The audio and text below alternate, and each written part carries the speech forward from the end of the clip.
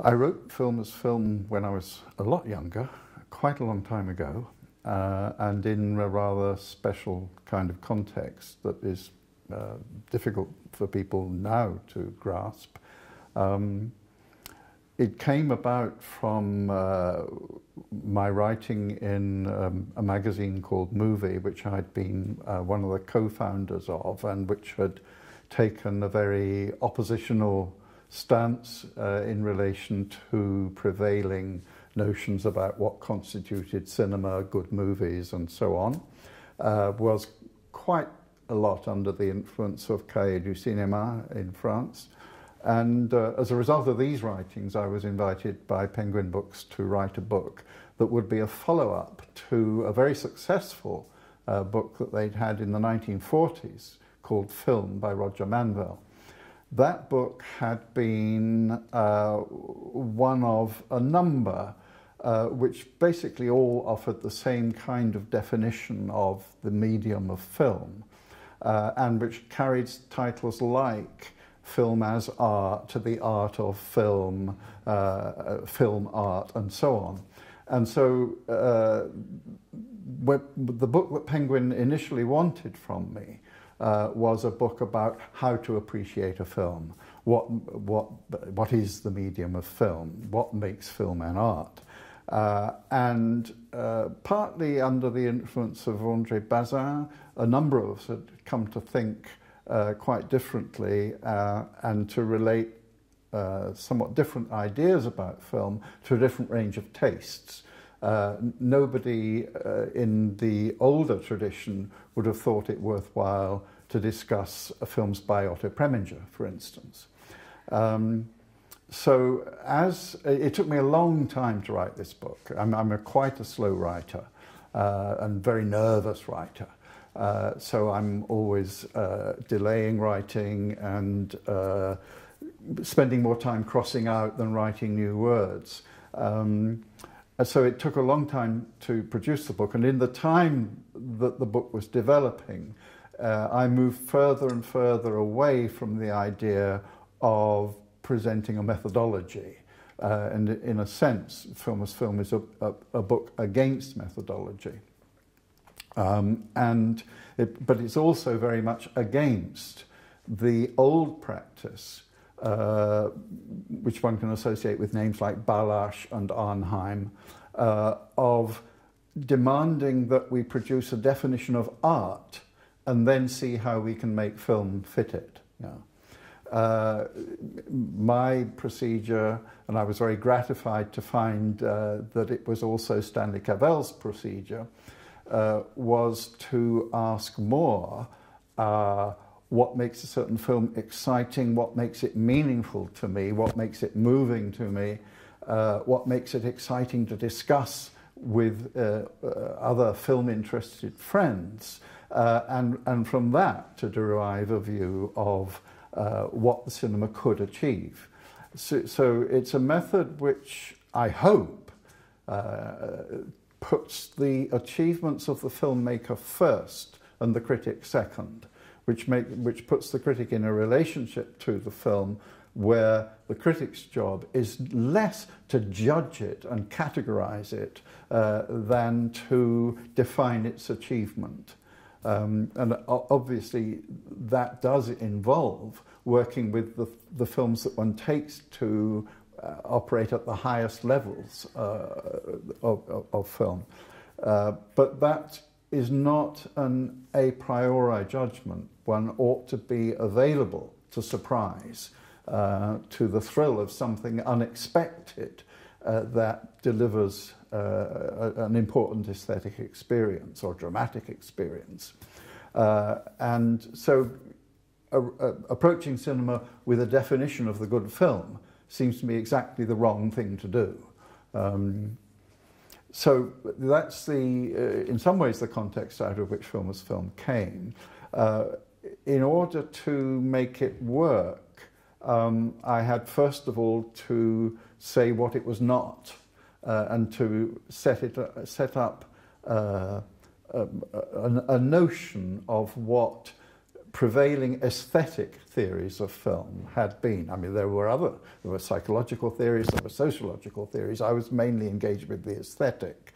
So I had to set up a kind of map of what, in my view, existing aesthetic theory had done, and indicate what my dissatisfactions with that. And therefore I put myself under the obligation, which is why the book took so long to write, to produce something else that would appear more satisfactory. And the other thing that is evident in Film as Film is that it's mainly drawing on my film viewing in the 50s. I mean, it amazes me now that, ignorant as I was in the 60s when I was writing the book, I could actually manage to write it. And I did have one or two major crises with it when I came across a block, you know, well, I can't say this, I can't say this. What on earth am I saying? Yeah.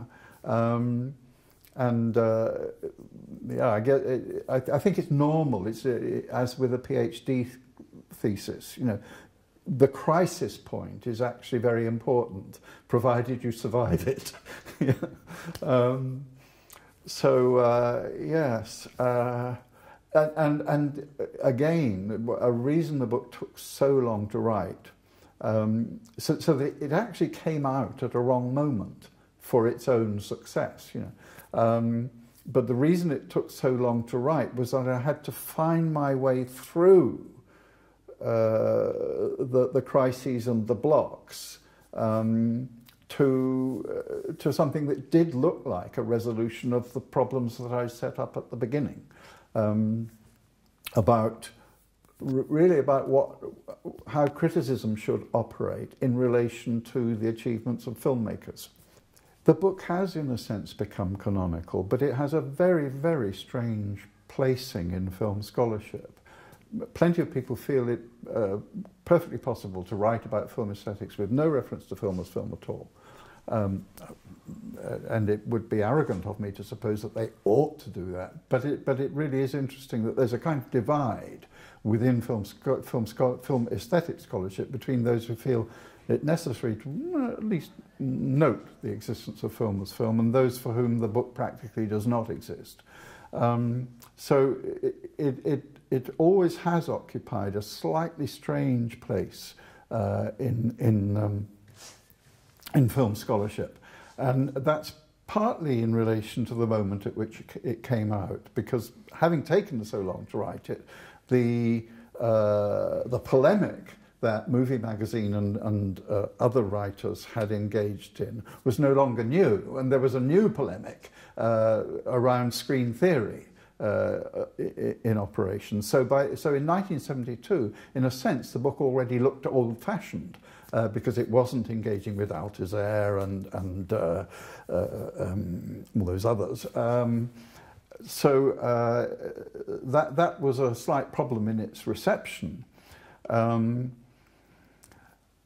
And yes, the terms that it was using, I think it overuses the notion of coherence. I think it overuses the notion of plausibility.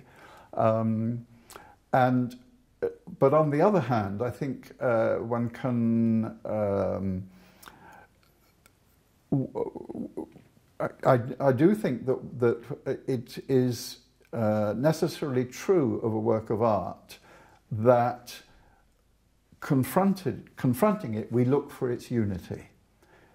It may or may not have it, but we're looking for coherence. We're looking for the ways in which the colour relates in a painting, the ways in which the colour relates to the subject matter, for instance, or the format relates to the subject matter. So naturally, in the presence of a work which has duration, we're looking for a relationship between how we start and where we are after 30 minutes and where we are as we reach a climax. So in that sense, the quest for coherence is vital. There are no rules about how coherence must be achieved. But as a viewer, there is a necessity to look for coherence. So in a sense, a methodology, if you want to call it that, there is a methodology in wanting to articulate to oneself the quest for coherence. In what ways have I found that what happens to this character relates to the fact that it seems to be a film about, let's say, poverty and riches? And in what ways does the dramatic structure relate to the ways in which this character is being offered us in terms of dress, in terms of gesture, in terms of movement, in terms of the decors within which it's seen? So that quest for relationship and that very hard undertaking to articulate in precise but not too limiting terms the nature of these relationships is what I think useful criticism is largely about.